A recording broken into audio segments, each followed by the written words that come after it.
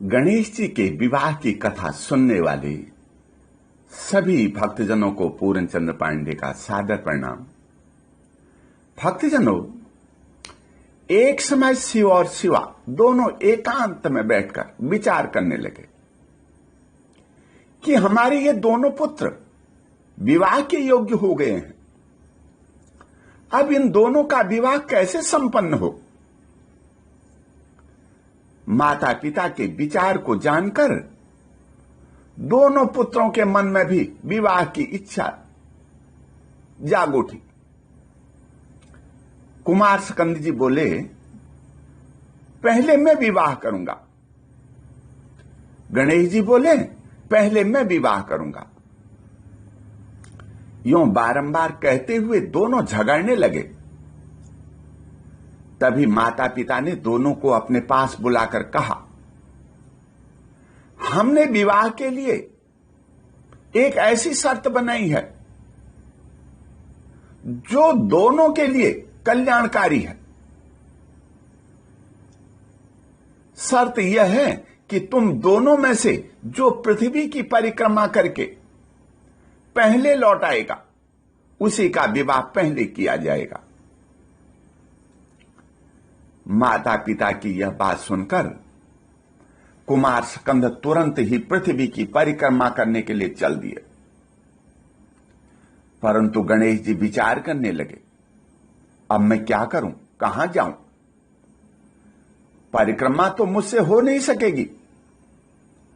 कोस भर चलने के बाद आगे मुझसे चला नहीं जाएगा।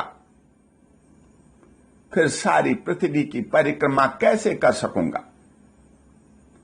ऐसा सोचकर गणेश जी ने आराम से स्नान किया, पूजा की तैयारी की, माता पिता को बुलाकर दोनों को एक साथ आसन पर बैठाया, विधि पूर्वक उनकी पूजा की, भोजन आदि कराकर बार बार प्रणाम करते हुए उनकी 7 बार प्रदक्षिणा की। फिर प्रेम पूर्वक हाथ जोड़ करके बोले, मैंने शर्त पूरी कर ली है, आप लोग शीघ्र ही मेरा शुभ विवाह कर दीजिए। गणेश जी की बात सुनकर शिव और शिवा ने हंसते हुए कहा, बेटा तुम कैसी बात करते हो। पहले सारी पृथ्वी की परिक्रमा करके आ जाओ। देखो कुमार स्कंद कितनी जल्दी दौड़ पड़े। तुम बैठे हो, तुम भी जाओ और कुमार स्कंद से पहले लौट आओ। तुम्हारा विवाह तुरंत कर दिया जाएगा। माता पिता की बात सुनकर गणेश जी ने कहा, आप दोनों सर्वश्रेष्ठ हैं, धर्मरूप और महाबुद्धिमान हैं। धर्मानुसार मेरी बात सुनिए। मैंने 7 बार पृथ्वी की परिक्रमा की है, फिर आप लोग ऐसी बात क्यों कर रहे हो। शिव और पार्वती ने कहा, पुत्र तूने समुद्र पर्यंत विस्तार वाली बड़े बड़े काननों से युक्त इस विशाल पृथ्वी की परिक्रमा कब कर ली। माता पिता की यह बात सुनकर बुद्धिमान गणेश जी बोले, मैंने अपनी बुद्धि से आप दोनों की पूजा करके प्रदक्षिणा कर ली है। धर्म के संग्रहभूत वेदों और शास्त्रों की मान्यता है, जो पुत्र माता पिता की पूजा करके उनकी प्रदक्षिणा करता है उसे पृथ्वी की परिक्रमा करने का फल प्राप्त होता है।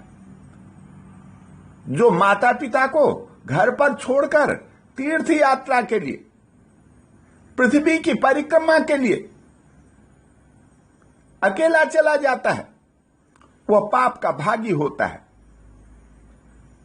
आप दोनों मेरे लिए पृथ्वी और आकाश के स्वरूप हैं। जब सारी पृथ्वी और आकाश मेरे सामने हैं, तो मैं आपको छोड़कर अंतरिक्ष में क्यों भटकूं। पुत्र के लिए माता पिता स्त्री के लिए उसका पति पूजनीय है,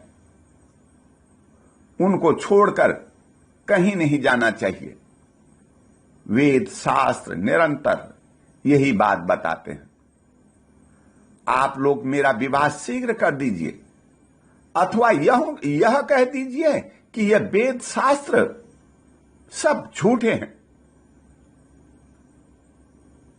गणेश जी इतना कहकर चुप हो गए। गणेश जी की बात सुनकर शिव पार्वती दोनों आश्चर्य में पड़ गए। अद्भुत बुद्धि वाले अपने पुत्र गणेश जी की प्रशंसा करते हुए बोले, बेटा तुम आत्मबल से संपन्न हो, इसी से तुम में निर्मल बुद्धि उत्पन्न हुई है। तुमने जो बात कही है वो बिल्कुल सत्य है। जिसके पास बुद्धि है वही बलवान है। विपरीत परिस्थितियों में जो बुद्धि से काम लेता है उसको उसके सभी दुख समाप्त हो जाते हैं। वह अपने उद्देश्य को पूर्ण कर लेता है। वेद शास्त्र और पुराणों में जैसी बातें कही गई हैं वह सब तुमने पूरी कर ली हैं। शिव और शिवा गणेश जी के विवाह के संबंध में विचार करने लगे।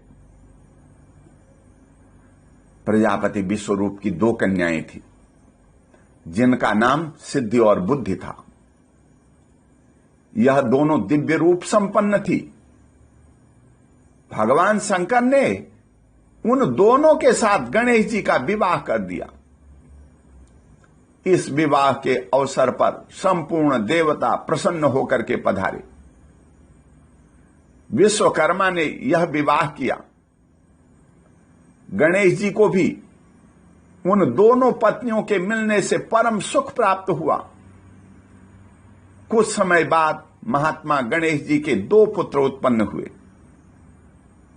सिद्धि के गर्भ से सेम और बुद्धि के गर्भ से लाभ नामक पुत्र पैदा हुआ। गणेश जी सुखपूर्वक गृहस्थी जीवन का आनंद लेने में लगे हुए थे। तभी शिव के दूसरे पुत्र कुमार स्कंद पृथ्वी की परिक्रमा करके लौट आए। उसी समय नारद जी आ पहुंचे। उन्होंने स्कंद जी को सब बातें बता दी। यह सब सुनकर के स्कंद के मन में बड़ा क्षोभ हुआ। सोचने लगे, मुझे तो पृथ्वी की परिक्रमा करने के लिए भेज दिया। मैं सालों साल घूमता रहा इस ब्रह्मांड में, लेकिन गणेश जी को यहीं बैठा करके उनकी शादी कर दी। मेरे साथ पक्षपात किया गया है। यह सोचकर वह वन की ओर चल दिए। शिव और शिवा के द्वारा रोके जाने पर भी वह न रुके, सीधे कौंच पर्वत की ओर चले गए। उसी दिन से कुमार स्कंद का कुमारत्व तो प्रसिद्ध हो गया। वह जीवन भर ब्रह्मचारी रहे। उनका नाम त्रिलोकी में विख्यात हो गया। स्कंद जी के चले जाने पर उमा को बहुत बड़ा दुख हुआ। उन्होंने शिव जी से कहा, हे प्रभु, आप मुझे साथ लेकर के उस पर्वत पर चलिए जहां मेरा पुत्र गया है। भगवान शंकर अपने एक अंश से उस पर्वत पर गए और सुखदायक मल्लिकार्जुन नामक ज्योतिर्लिंग के रूप में वहां प्रतिष्ठित हो गए। वे आज भी शिवा के सहित उस पर्वत पर विराजमान हैं। ये दोनों पुत्र स्नेह से प्रभावित प्रत्येक पर्व पर कुमार को देखने के लिए जाते हैं। विशेष रूप से अमावस्या के दिन वहां स्वयं शंभु पधारते हैं और पूर्णिमा के दिन पार्वती जी जाती हैं। स्वामी कार्तिकेय जी और गणेश जी का यह चरित्र शुभदायक, सर्वपापहारी और ब्रह्मचर्य की शक्ति प्रदान करने वाला है। जो मनुष्य कार्तिक पूर्णिमा के दिन कृतिका नक्षत्र का योग होने पर स्वामी कार्तिकेय का दर्शन करता है, उसके संपूर्ण पाप नष्ट हो जाते हैं। गणेश जी के विवाह के इस व्रत को सुनने वाले को पुत्र पौत्र की प्राप्ति होती है, माता पिता के प्रति सेवा भाव बनता है। इसे सुनने वाला सदा शिव स्वरूप हो जाता है। बोल शंकर भगवान की जय, गणेश भगवान की जय।